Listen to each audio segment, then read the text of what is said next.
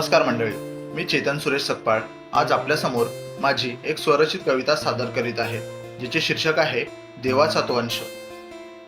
मनुष्य म्हणून जन्माला आला, अंश देवाचा म्हणतो स्वतःला. इतर प्राण्यांसारखाच प्राणीच तो तरी मीच श्रेष्ठ, असा हा गैरसमज त्याची झाला. वागणे त्याचे क्रूर झाले, विकृत बुद्धीचा दास झाला. चांगुलपणा सोडून सारा विसरत चालला आई बापाला.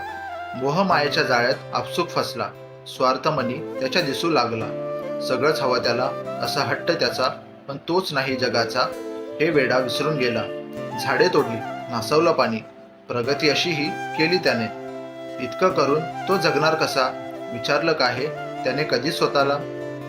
माणूस त्याच्यातला होतो आहे लुप्त, जागा त्याची घेतली सैतानाने गुप्त. उठावं त्याने, जागं व्हावं, द्यायला हवं माणुसकीकडे लक्ष. माणसातील माणुसकी तर तो विसरत चालला, तरी देव वसे माझ्यात, सांगे खोटं जगाला. विचार करून इतरांचा देखील दाखवायला हवा त्याने देवाचा अंश. माणसातील माणुसकीच वेड्या इथे अंश देवाचा असतो. धन्यवाद.